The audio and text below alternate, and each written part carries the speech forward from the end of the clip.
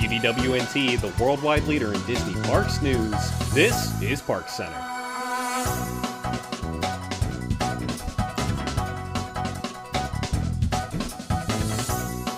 Hello there, everybody, and welcome to this week's edition of ParksCenter. My name's Ben, and joining me tonight we have Allison.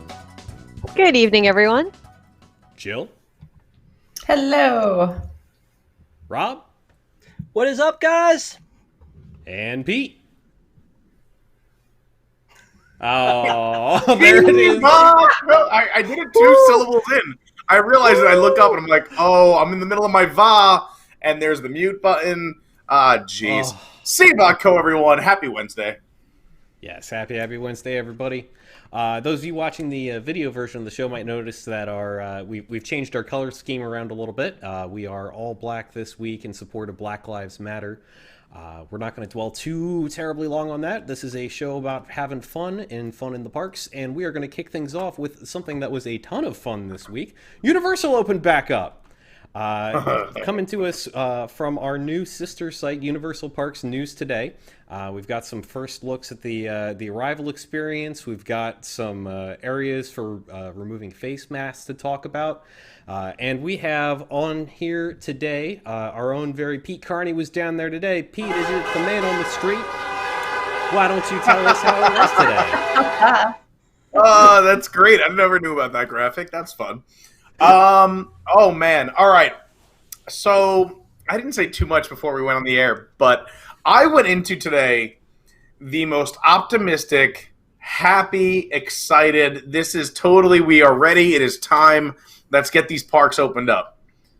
Boy, was I wrong. Oh, man. Listen, so here's the deal, right? There's a lot of photos on the internet. I wasn't there for this, so I, believe it or not, if you know me, I got to the parks an hour and a half early because I don't like waiting in lines.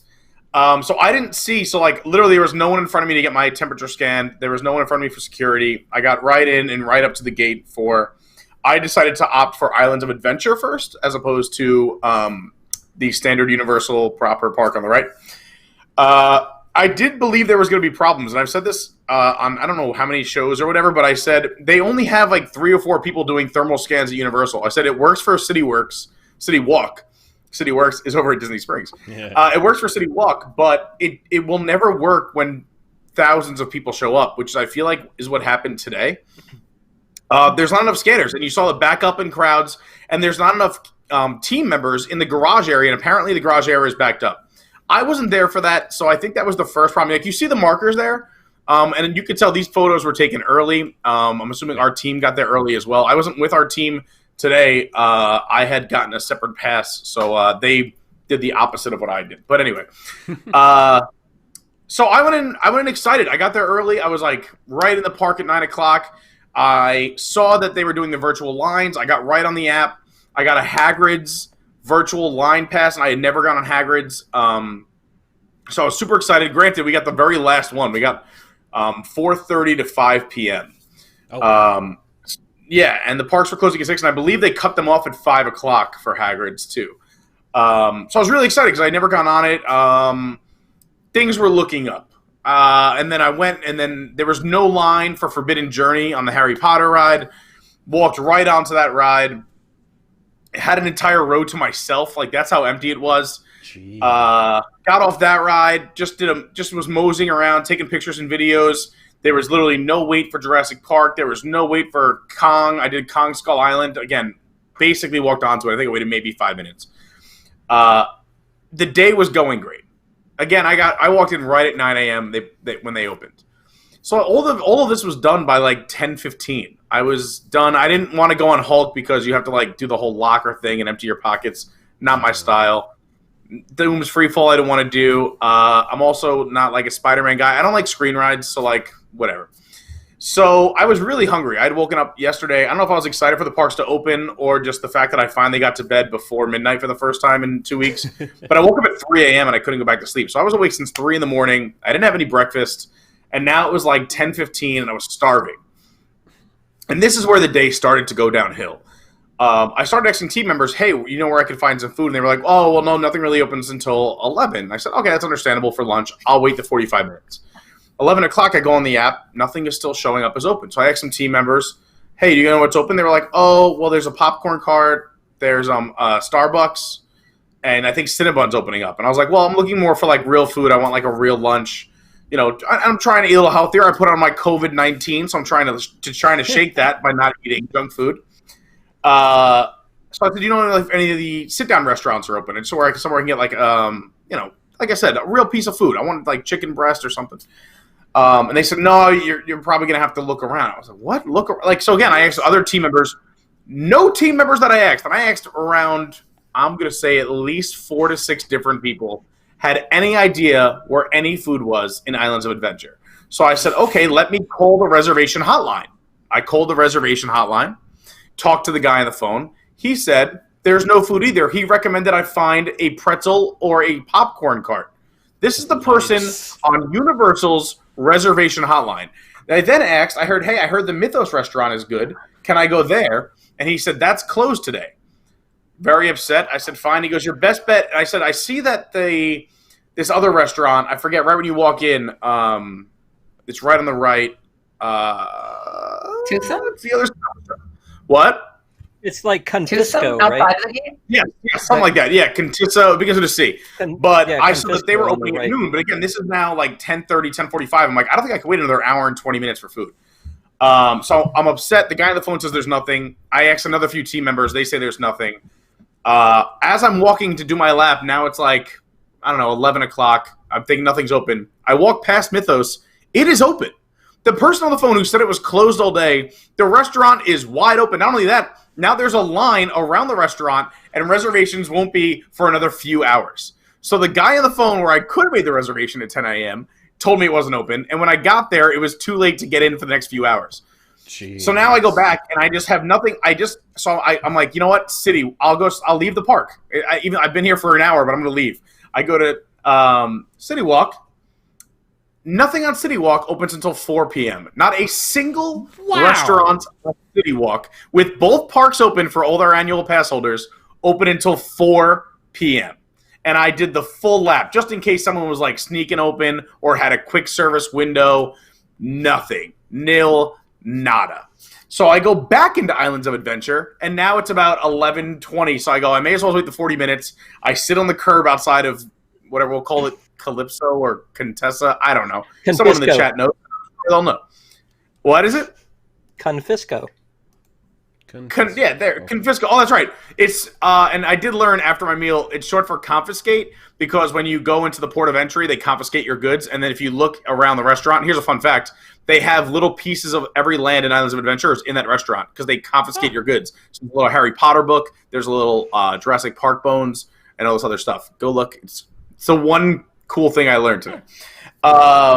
So they finally open, and you'd think they'd open a little early because it's the first restaurant in the park that is opening. No, 12:01.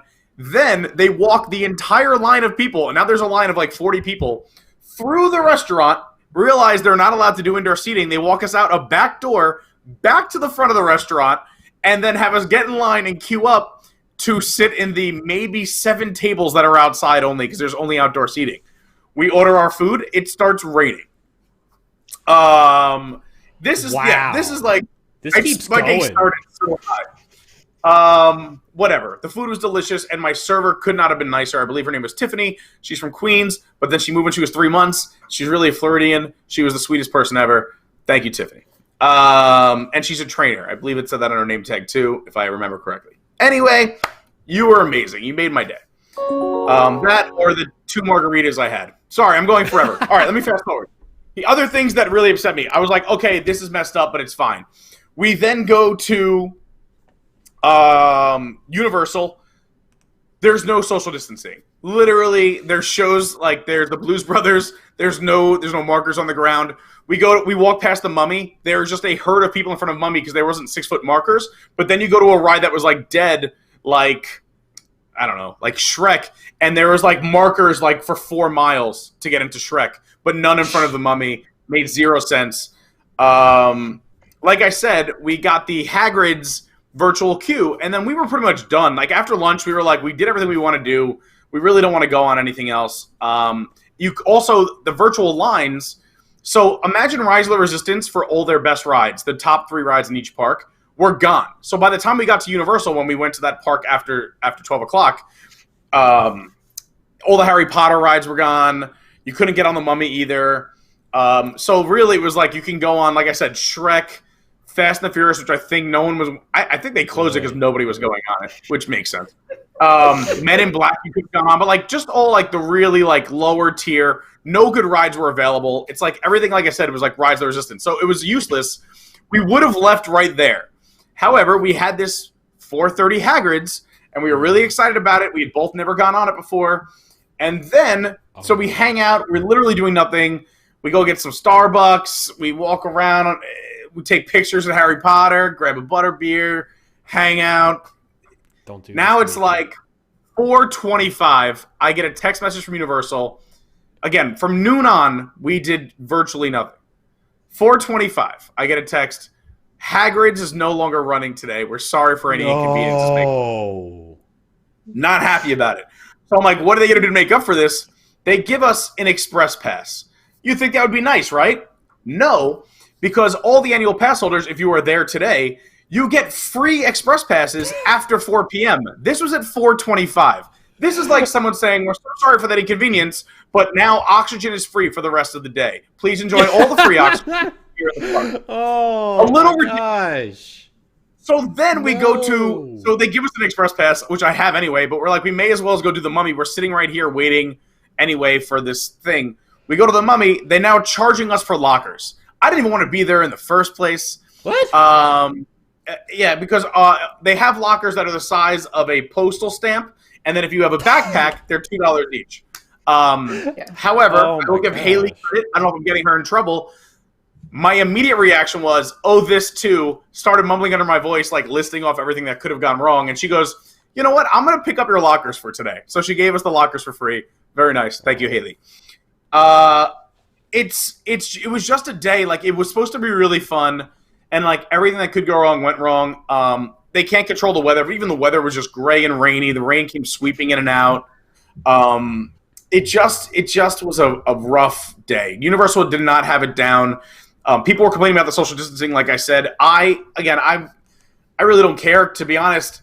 The fact that you have Volcano Bay a few miles away where no one's wearing masks, and here people were freaking out. In some areas, I had taken my mask off because there was, and they did it right. On some rides, there were huge, instead of 6 feet, there were like 16 feet between groups. So I would like take my mask off to like breathe for a minute because it was so hot and humid today. However, like when I was in Shrek, we went into the Shrek ride. They gave you, your party was in a row, then they split 4 seats away and also went every other row. So you were very much spaced. I like to try to breathe, took my mask off for like a minute. A team member immediately came running over and was like, put your mask on. So there was just like no consistency. There were people with no mask walking around. I saw a ton of guests without mask. I saw a ton of people not social distancing. They didn't wipe down any ride vehicles at all. They did make everyone use hand sanitizer before you get on the ride. So they made sure your hands were clean getting onto the ride. But no seats were ever wiped. Also, I don't know, like maybe I'm weird, but I have a textural issue. Like the hand sanitizer just felt very slimy, and I felt like it was on my hand for like 3 or 4 minutes. It didn't like dissolve into my hand, so I just felt like weird and gross. And then it was so hot and muggy. I'm trying to like wipe the sweat off my forehead, and now my forehead is like in this slime. It was just a weird, rough day for Universal. And I'm sorry I went way over. I will not talk the rest of the time, but it was just a rough go. It was a rough go. That was a story worth telling. To be honest, I feel a lot better now. So thank you for letting me down. I'm going to go with Rob up front. Rob. Thank you. Long-time fan, first-time caller. I have to ask you, though, you said you were talking about Men in Black, and you were also saying they weren't like wiping down the rides.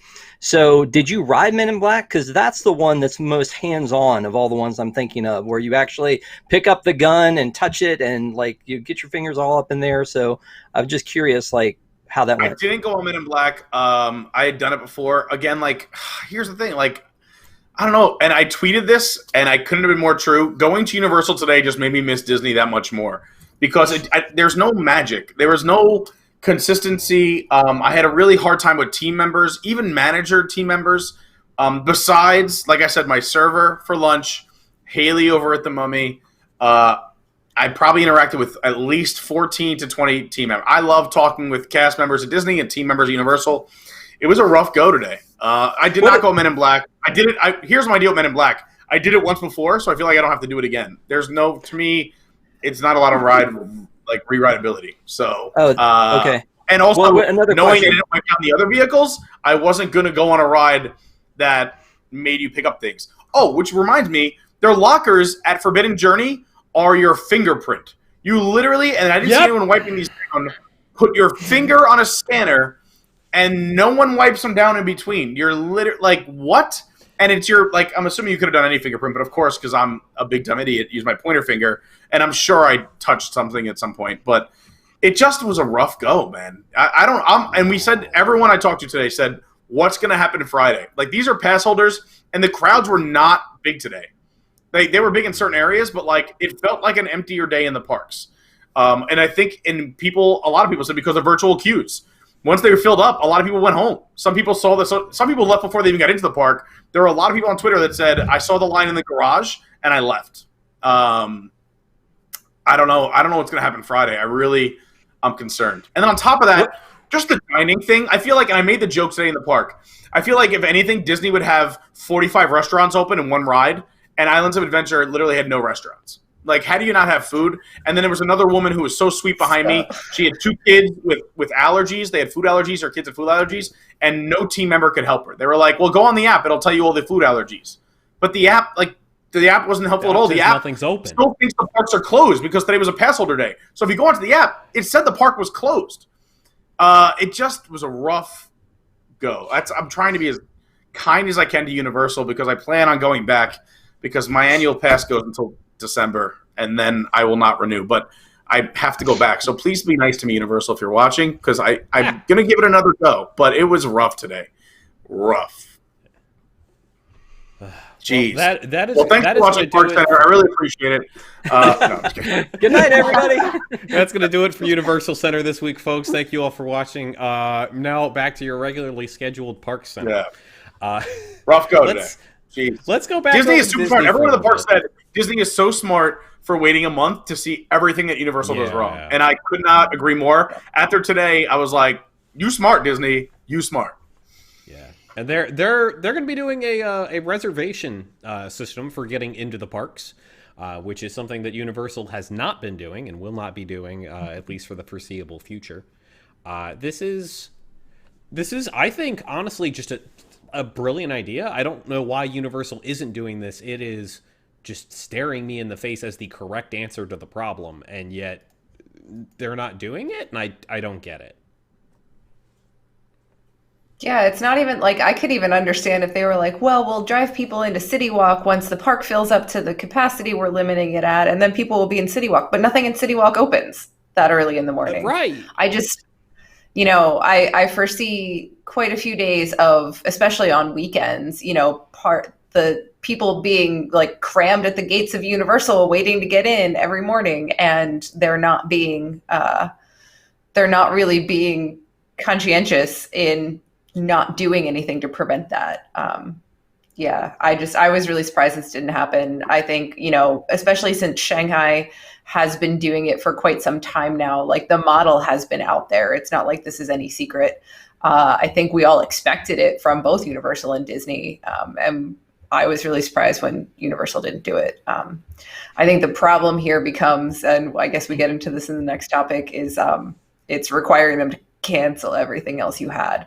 But maybe that's not a bad thing considering, you've got plenty of people who made reservations, dining reservations, FastPasses. Although I guess the FastPasses are only affected to a certain extent because you can only make FastPasses 60 days out. So, there's only so many FastPasses that have got so many days worth of FastPasses that have gotten canceled. And that's for resort guests. And most of those resort guests may not be coming, or may not be able to get in on the reservation system. So the FastPasses, I understand. And as far as ADRs, like we don't know how many of these restaurants will be open. So it's like I had an ADR for June 16th that got canceled. And I'm like, well, the restaurant's not going to be open. So I'm not surprised. We've been moving closer and closer to this anyway. over the last couple of years, because they're when they're selling the tickets now, that's like it's not exactly a reservation, but like you have to start it and use it if it's a multi-day pass within a certain amount of time. So because they wanted to be able to predict crowds better, and so this is just like a more heightened version of that and a total necessity. Sorry to step on you, Ben. Go ahead. Oh, no. I was just going to bring up kind of a second part of this, that there is going to be a limit to how much annual pass holders can actually get into the parks. At this point, we believe that this is going to be there's going to be an upper limit on the total number of reservation days that an annual pass holder can hold at any one given point in time, which honestly to me seems like a really good system for this. Because, like, sure, you might be able to, like, get in on the first, like, 3 days if you can only have 3 at a time. You get the first 3 days, but then you can't book anymore, and everybody else gets a shot at the rest of the time. And you can't book it until after all that's cleared up. Yeah. We talked about this even with Rise of the Resistance, that there were, locals and pass holders who would show up every day, and it's like they got to ride it, 2 out of every 3 days, and there were people who had a once-in-a-lifetime trip booked who couldn't get a boarding pass because there were people that would show up every day to do it. So I wonder if this is in some way a learning from that. Now in looking back, I think there was probably a lot of lessons they have taken from how boarding groups went with Rise of the Resistance, that now they're going to be able to use some of that to ensure that this reservation system is as good as it can be.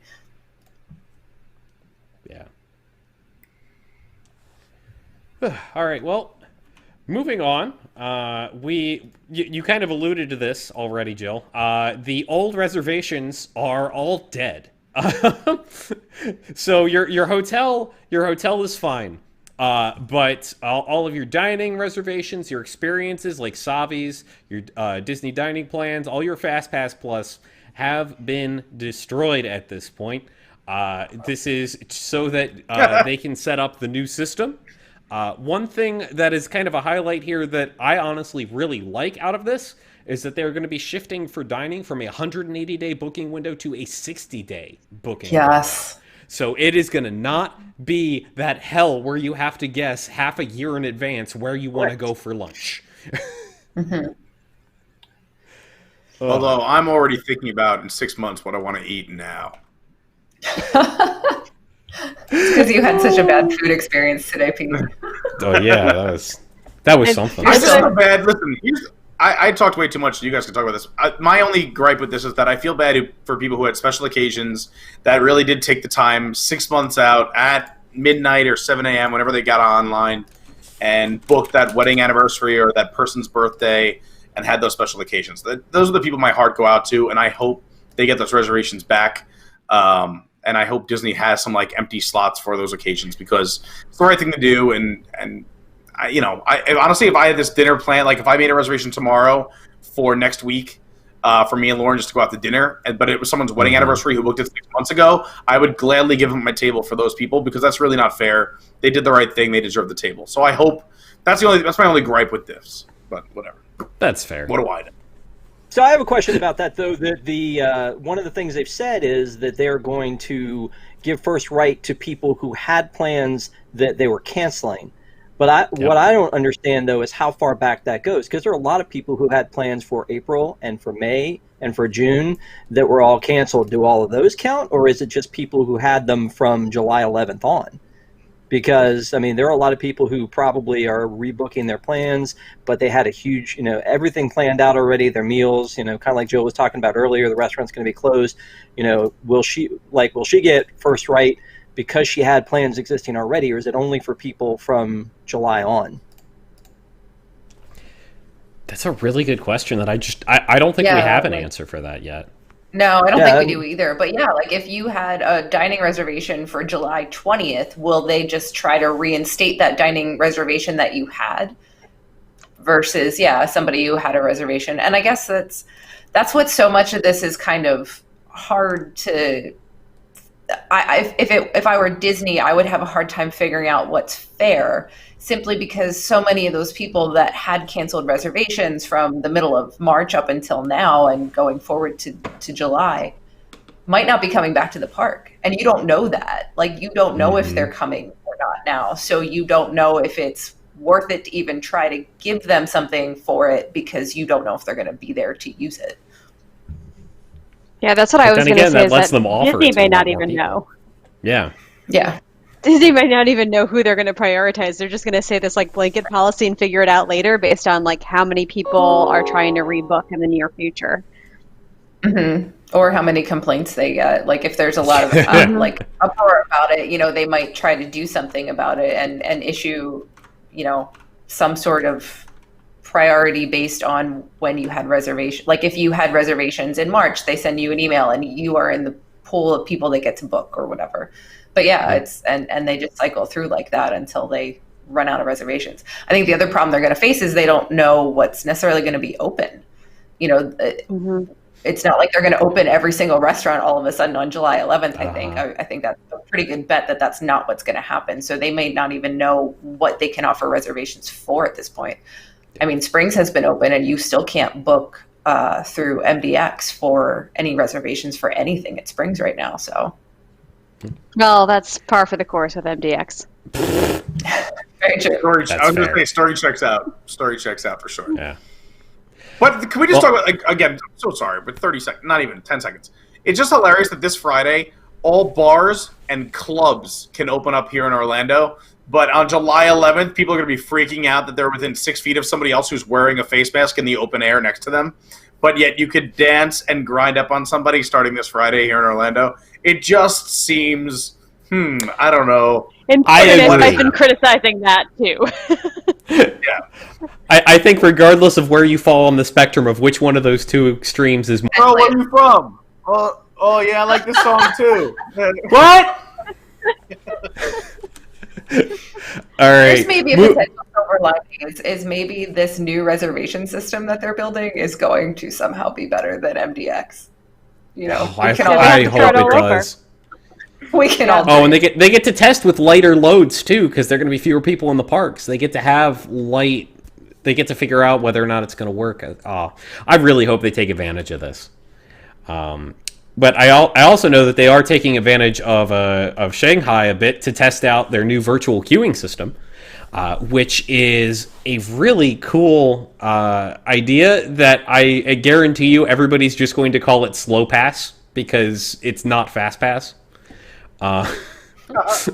Like they can call it a standby pass all they want. It's SlowPass in my head. I'm sorry. So Shanghai has this for the many adventures of Winnie the Pooh. With the standby pass being required.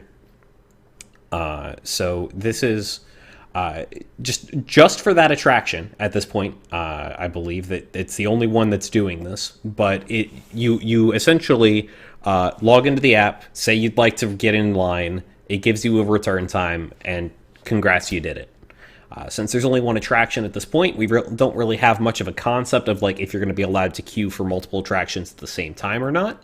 I would assume not, but we don't know yet because we haven't seen yet. I think this is honestly just a great step forward in decreasing the number of people who have to stand next to each other in a line. Yeah, you know what? One of the things that I think of with this is Max Pass in California. When you go in the morning and you swipe your ticket and you walk into the park, that's the first opportunity you have to book something for the day. And so everything's not automatically gone by the time that you get there. So I'm hoping that it kind of works like that. The only difference is that everybody's going to have to get used to the fact that if you don't get that pass, that there is no standby. I mean, that's it. You either get the pass or you don't get to go. I mean, I assume that's the way it's going to work out. But otherwise, it's, I mean, exactly like Rise of the Resistance. It's a virtual queue. If you get on, you're on, and then they call you at 4:30 and cancel, right, Pete?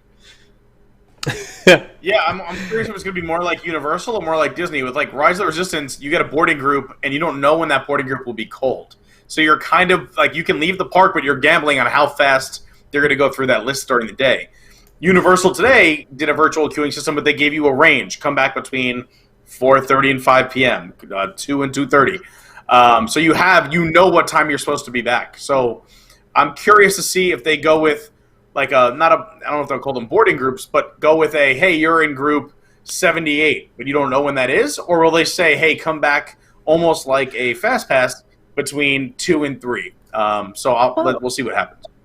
I think most rides have a relatively consistent, like, hourly capacity. Disney generally knows how many people can go through Haunted Mansion or Pirates or most rides. I think the biggest problem with Rise is that Rise goes down all the time. There are so many intricate But here's the other thing. pieces, Do they know how many people will go through while they're cleaning vehicles, wiping them down, social distancing, getting people on and off, putting 6 feet between groups?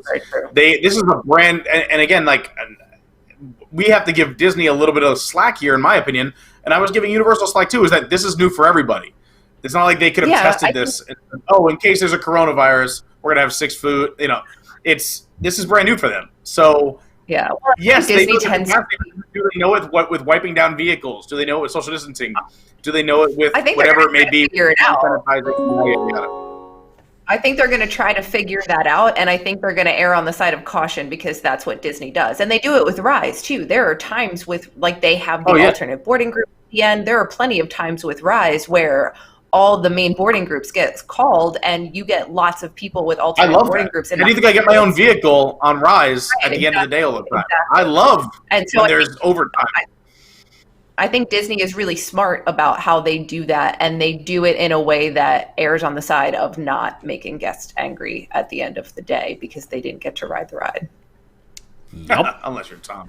I think is a big difference too. Is Universal is used to having their virtual queues for things that people don't want to ride, like Jimmy Fallon and Fast and Furious, rather than something like Rise of the Resistance that everybody wants to do. Oh gosh, Mateo, if you're watching, I'm sorry. the single Jimmy Fallon fan out there. I better to be a Jimmy Fallon fan. You don't have to like that ride. All right, moving to Disney previewing shenanigans. I'll call it. This one just seems kind of like a weird announcement to make to me.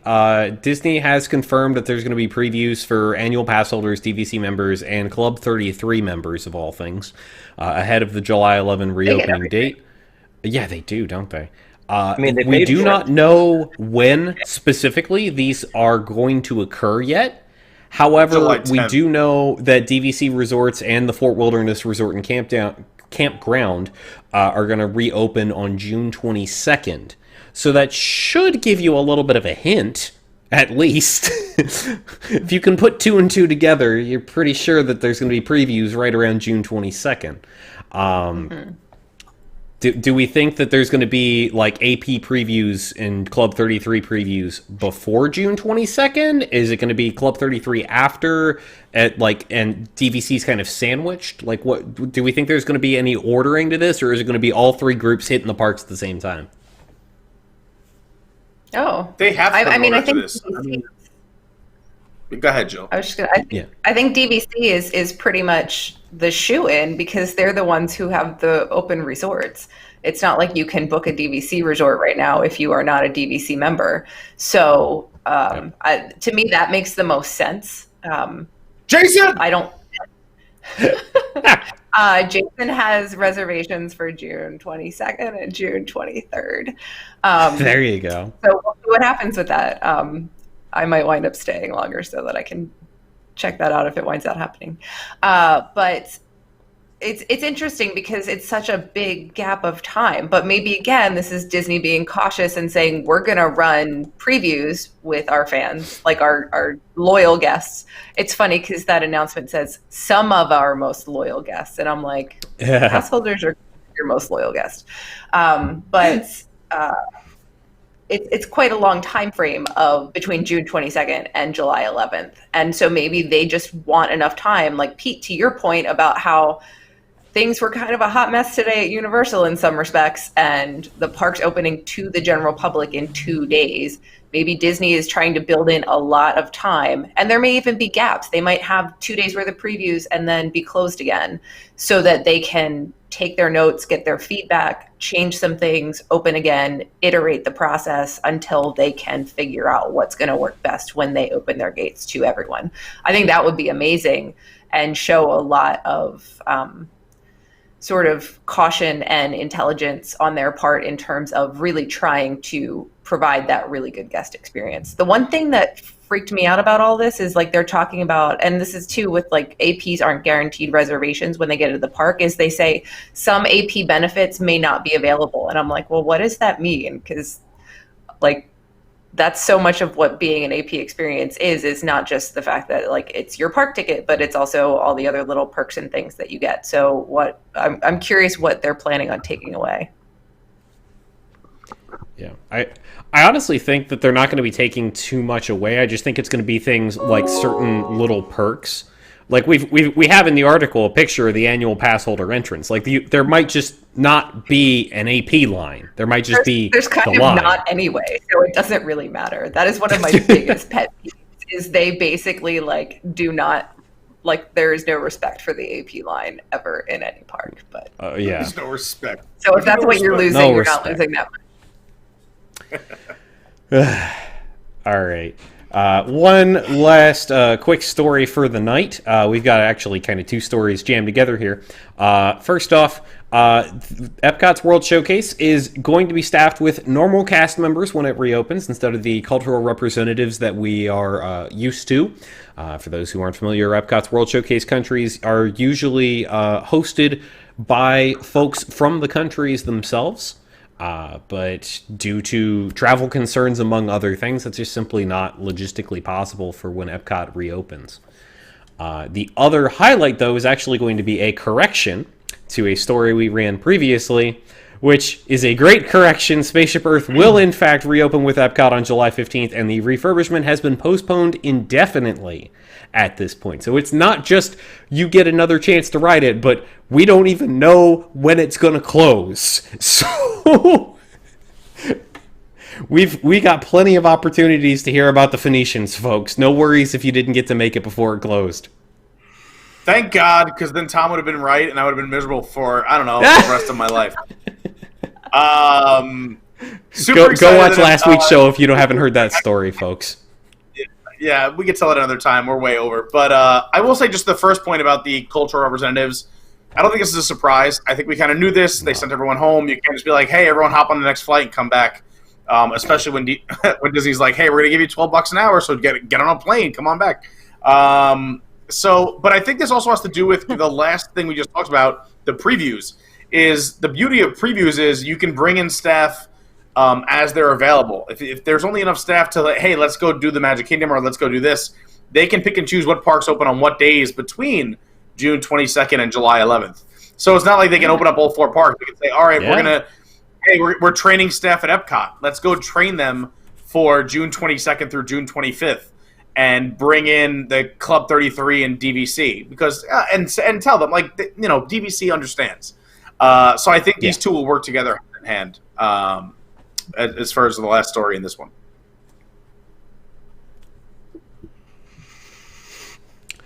All right, I think we're going to pick up on a little bit of... Was it? I talked over you, I'm sorry. I have, at the end of the show, I just have to clear up 5 notes from the chat, but let's finish this story first. Well, about that. We finished up that story. All right, well, anyway, then thank you, Wrinkly, for the super chat. No one said anything, but... oh, hey, yes, thank you. Thank you. Yes, I will keep track. Also, happy birthday to one of our biggest fans, Jarrett. And also, hilarious comment that with no food in the parks, I wish someone was grilling hot dogs. I would have went up and had one, like Disney Springs. Hilarious comment. And shout out to Pete from the Lego store at Disney Springs. He's a fan of the show, and he's in the chat. So he found me and Tom and recognized us in our mess. So what's up, Pete from the Lego store? Wow. You're a good dude. Cool. Nice. All right, folks, well, that is going to do it for this week's show. Thank you all for joining us. If you are a WIGS member, stick around for the post-show. We're going to be starting that up in just a minute. If you don't know what I'm talking about, WIGS, or the WDWNT Interglobe Society, is how we refer to our patrons. You can become one over at patreon.com/WDWNT. For as little as $2 a month, you can get access to our post-show, the post-show for News Tonight, and a whole host of other benefits, including the entire podcast backlog, including the podcast parades. If you haven't heard them yet, I highly recommend checking them out. They're a ton of fun. So that is patreon.com/WDWNT. Also, I 1000% have to plug Eric Wolf's new show, The Geekly Kingdom, that is premiering this Saturday. So if you haven't seen Eric Wolf on News Tonight, he's a wonderful, wonderful character, and I am very much looking forward to seeing that show. So thank you all for joining us. If you're watching the post show, we'll be right back. Otherwise, we will see you all next week. Bum, bum, bum, bum.